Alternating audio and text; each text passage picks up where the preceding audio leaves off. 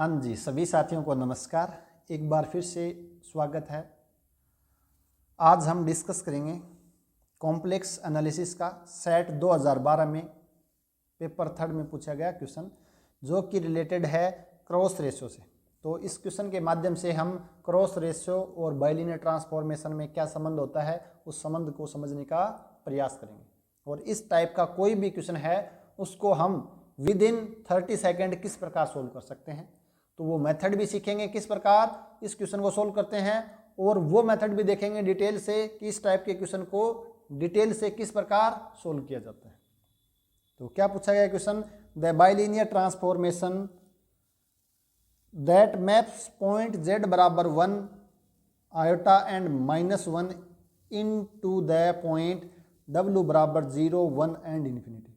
यानी आपको एक बाइलिनियर ट्रांसफॉर्मेशन बतानी है, वो कौन सी होगी कि जो जेड प्लेन में मेरे पास कोई 3 पॉइंट हैं, कौन कौन से, 1 आयोटा और -1 को कहाँ पर मैप करी, वो डब्ल्यू प्लेन में मैप कर रही है, किस किस पॉइंट पे। तो ये क्वेश्चन है 30 सेकंड में हो जाएगा, लेकिन इससे पहले हम इस कंसेप्ट को समझते हैं। एक अपने कंसेप्ट आता है कॉम्प्लेक्स एनालिसिस में क्रॉस रेशो। तो क्रॉस रेशो होता क्या चीज़ है कि उसकी डेफिनेशन क्या की, अगर Z1, Z2, Z3, Z4 कोई 4 डिस्टिंक्ट पॉइंट, इंपॉर्टेंट चीज़ है कि डिस्टिंक्ट पॉइंट होने चाहिए, then cross ratio of Z1, Z2, Z3, Z4 is denoted by, इस सिंबल से इसको डिनोट करते हैं। और होता क्या है, कुछ नहीं होता, Z1 माइनस Z2, 4 पॉइंट है, क्रम से ध्यान रखना है, Z1 minus Z2, Z2 minus Z3, Z3 minus Z4 और Z4 माइनस Z1। तो 4 कोई भी पॉइंट है उनको इस तरीके से लिख देंगे। तो ये वाला जो आपके पास आया है ये किसको बताता है, Z1, Z2, Z3, Z4 जो डिस्टिंक्ट पॉइंट है इनके क्रॉस रेशो को बताता है। आसान है बिल्कुल, कुछ नहीं करना, 4 पॉइंट हैं, फर्स्ट में सेकंड घटाया, सेकंड में थर्ड, थर्ड में फोर्थ और फोर्थ में फर्स्ट घटाया। तो ये है क्रॉस रेशो। उसके बाद इससे रिलेटेड कुछ रिजल्ट हैं कि cross ratio are invariant under BT. Invariant का मतलब क्या होता है, चेंज नहीं होते हैं, अंडर बीटी का मतलब होता है बाइलिनियर ट्रांसफॉर्मेशन।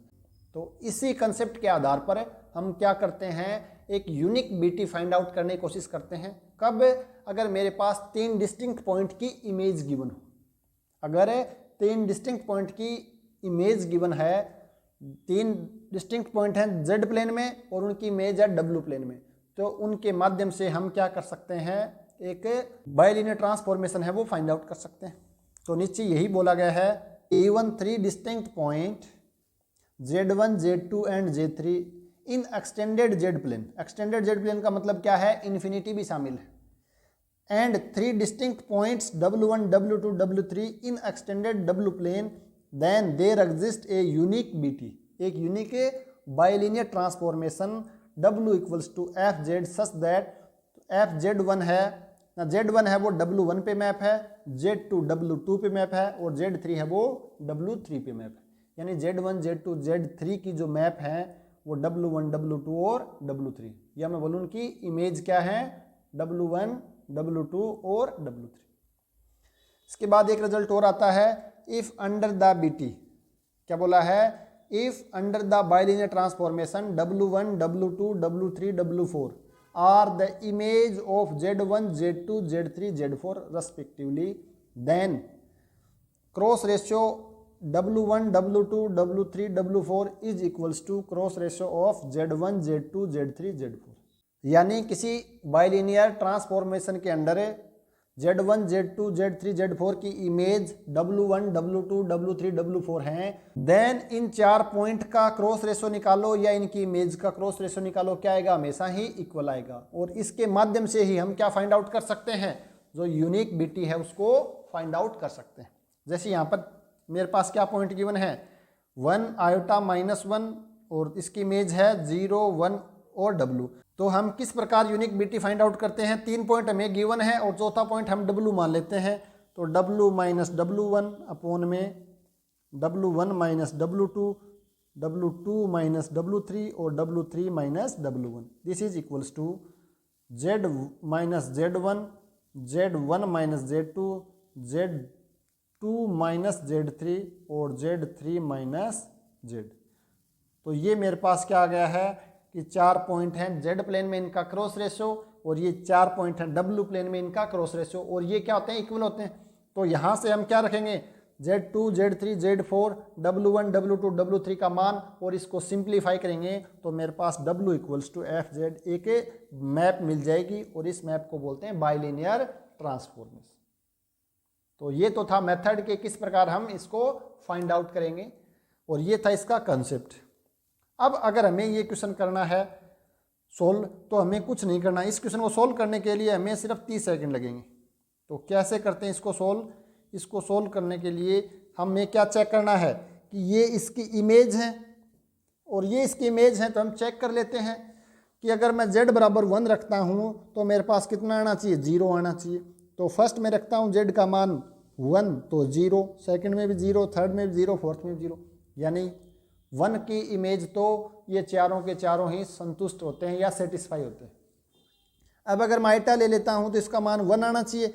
अगर मैं यहाँ पर आइटा ले लेता हूँ तो एक चीज़ का आपको ध्यान रखना है, एक छोटा सा जैसे याद रख लो इसको आप, वैसे इसका 1 माइनस आयोटा और 1 प्लस आयोटा बराबर माइनस आयोटा होता है, और 1 plus iota upon 1 minus iota का मान कितना होता है, प्लस आयोटा होता है। इसको याद रखना है लेकिन रटना नहीं है, ठीक है। याद रखने और रटने में डिफरेंस है। रटना तो ये है कि हमें पता नहीं, उसको बिना सोचे समझे ही रट लिया, और एक याद रखने का मतलब क्या है कि ये कैसे आता है हम समझेंगे और उसके बाद याद रखेंगे। याद रखने में क्या रहता है कि वो कैलकुलेशन हमें वापस करनी नहीं पड़ेगी। तो हमें क्या करना है, इसको रेशनलाइज कर देते हैं। तो ऊपर नीचे 1 माइनस आइटा से मल्टीप्लाई, तो ऊपर आ जाएगा 1 माइनस आइटा का स्क्वायर, और नीचे आ जाएगा 1 और माइनस आइटा का स्क्वायर यानी +1। इसका मान कितना, 1 माइनस 1 प्लस या माइनस 2 आइटा अपॉन में 2। दिस कैंसिल आउट, 2 से 2 कैंसिल आउट, कितना आ गया, माइनस आइटा आएगा।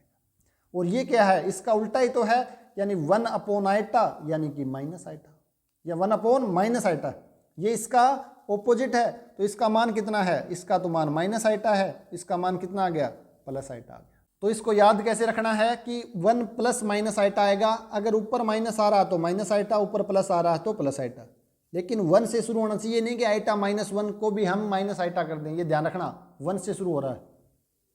तो इसको अगर हमें ध्यान रखें तो अब रखते हैं आइटा। यहाँ पर आइटा की इमेज 1 आनी चाहिए, तो कितना आएगा, 1 माइनस आइटा 1 प्लस आयोटा।